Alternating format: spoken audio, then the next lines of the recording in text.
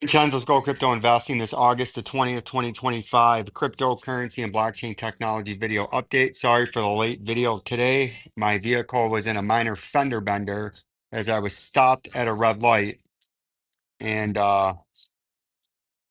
the old driver behind me decided to hit the gas before the light turned green and he ran into my hitch. Probably only at about 5 miles an hour, but it bent the hitch up a little bit, which is kind of impressive. You see how that is not how it's supposed to be, but it did do its job. And the only reason it's on there, it protected my beautiful shiny bumper from sustaining any damage. I didn't notice any damage.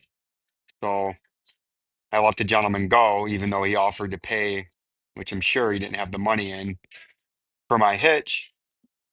But he spoke broken English as he was of a Mexican descent. And I just said, "Have a nice day, sir. I am not worried about it.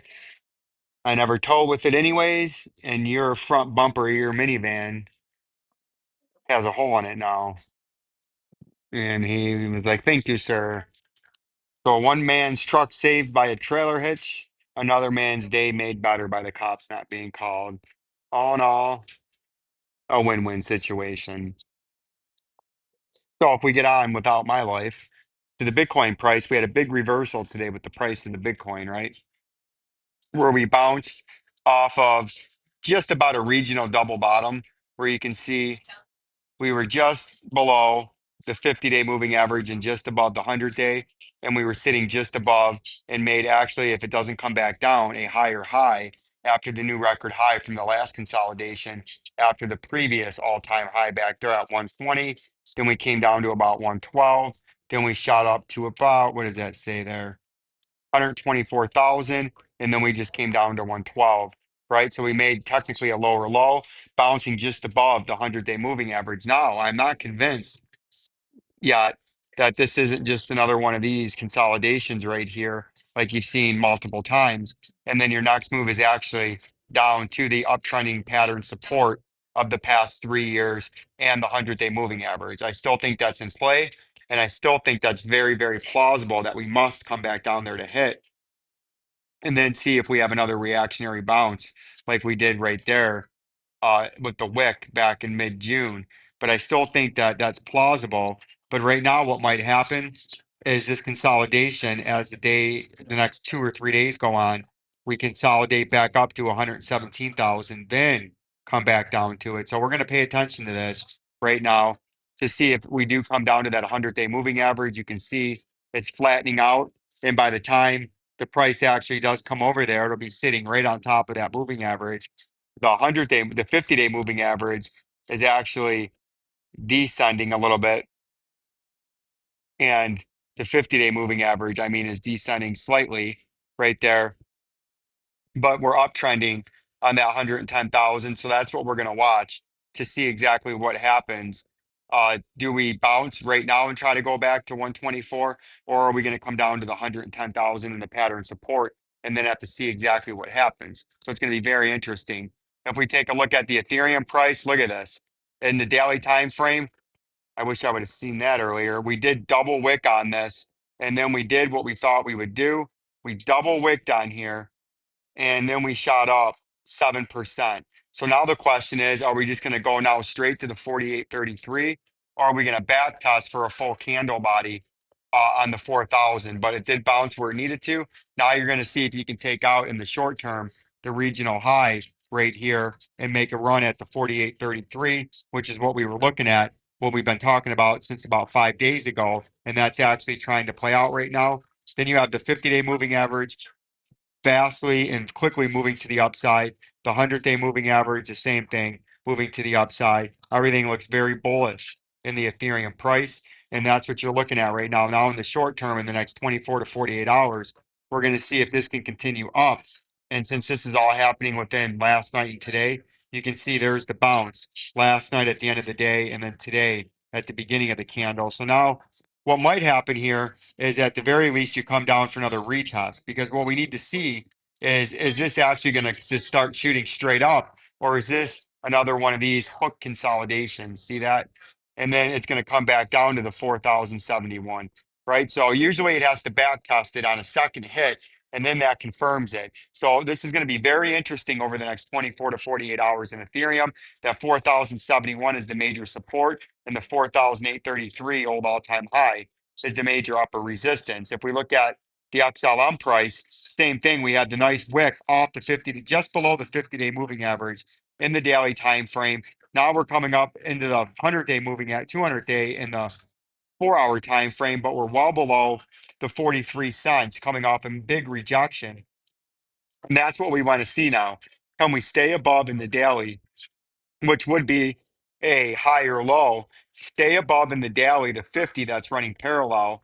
The 100-day moving average is just below that and just below the 36-cent top part of this support and resistance box. You can see now we've used the 50 twice, but we hit it back here at about 36 cents. Now we're hitting it at about 39 cents. So that's a higher low. That's bullish.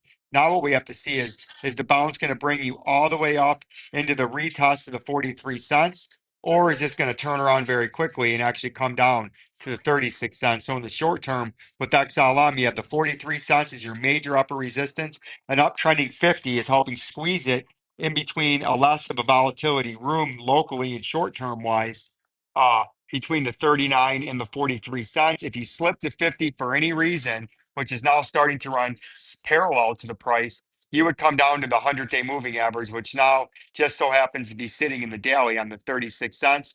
And then you can see the weekly time frame 50-day is down at 29 cents. The weekly time frame 100 is down at 24 cents, and the 200 in the weekly is down there at 20 cents. So that's very interesting. If the price actually comes to the downside. But right now, this might be a consolidation that we're in, which is going to be the same thing as the XRP chart when we look at it. You can see in the daily time frame, you have a descending overhead resistance. You have an uptrending underneath support. See that? And one could say that's a bull flag off that pump. And then if you targeted move this out, that would bring you all the way to 79 cents. I'll do the targeted move just to show you, but you would go from the bottom to the top to the point of the breakout. Would actually get you higher. It would get you over $1. So that's a bull flag there that you could say, uh, so that's a pattern that you could actually watch and play and see right now, which would make sense that right now it would come back to the 43 cents. Then if it got rejected, come down to the 35 cents. So we're going to pay attention to that because the downside target on a complete breakdown would be 31 cents, right? So there's a big swing there. And XRP, you see that's the same thing. You could draw out the same pattern here where you have descending overhead resistance, right? Clone, uptrending lower support. See that right there? You could form the same sort of triangle, and then the targeted move out of there would be very, very big. It would be up there near that $7 move, right? But what I'm thinking right now in the short term is you can see the moving averages are running parallel again, which means the price has been consolidating for a little bit of time, which it has ever since about June the 19th, June the 20th. The 200-day is running parallel just below the critical $2.55. Now what we got to watch out for is we got bounced on just below the 50, just above the 100, and created a slightly, ever so slightly higher low. You can see the wick down in early August was at 273. The wick down at this time was 282. Now what you're going to watch to see is just like the XLM price, as we zoom into the 4-hour time frame to see some more candles. Are we going to make a run up here to this 43 or this $3.07? And that would be where you need to break. Because if you break that, then you get bullish and we can start looking up. But as long as you're below this 306, 307 right here, that's your critical area that you need to break because you could come all the way up to that on a fake breakout. And then that's what sends you down to the next move down there to the 200-day moving average at 273 in the short term, right? So in the short term, there's a lot of volatility. The critical major upper short-term resistance is this horizontal 307. The major underneath short-term support is the 255 with the 100-day moving average as a mid-ground support level, right? So that's what we're looking at here in the XRP in the short term. If we look at some news, as we always like to see, if there's any kind of overwhelming news in the crypto space today, we'll go to the news. U.S. must pass regulation or risk losing crypto race, Wyoming. Somebody out of Wyoming from Cointelegraph. Bitcoin and Ethereum bounce after heavy ETF outflows. BitYC's BTC beating traditional assets. U.S. tariffs on mining rigs are rising sharply as CleanSpark IREN reports massive liabilities. Long-term BTC, Ethereum, XRP, and Solana investors lock in 2.8 billion as market sells off. So a big profit of nearly 3 billion taken in the most recent sell-off. And now that plays into the hands of the hedge funds, the ETFs that are corporate owned or treasuries by corporations like a MicroStrategies. They're buying up all the Bitcoin, they're buying up all the Ethereum. They want to own it all. So no private person can own custodial ownership or ownership of the Bitcoin itself. They want you to have to go into the ETF to pay a management fee to rent, not own, but to rent the Bitcoin. So don't sell it to them. XRP holders can now ride market momentum through soul mining, right? So that's very interesting. Whatever soul mining is, we'll have to look at that at some point. What else is in the news? Uh, Peter Todd reacts to Adam Back's new proposal to convert Bitcoin into cryptographic accumulator. Crypto ETF bleeds nearly $1 billion as Bitcoin dips to 112,000. Bay Miner launches complete mobile cloud mining. So nothing really interesting in the news. We'll keep paying attention to the news. I'll have an altcoin video out here shortly. Subscribe to the channel, Jabroni Killer members, to join and support the channel to keep the truth, trust, education, and information on our way to becoming not just me, but you and me, asset millionaires together. You are joining me and participating in my education and journey into my nearly decade and a half long to become an asset millionaire via gold and silver bullion and mining stocks, 401k steady investing, cryptocurrencies, real estate. Always have to have some cash on the side for not only peace of mind, but for emergencies, medical, house repairs, car repairs, uh, and more importantly, to buy a new asset when the time comes or accumulating into an existing asset. But that cash should always be in a CD or a bond short term. So you have access to it if you need it, earning 3 to 5% interest while you're waiting to strike on your new asset.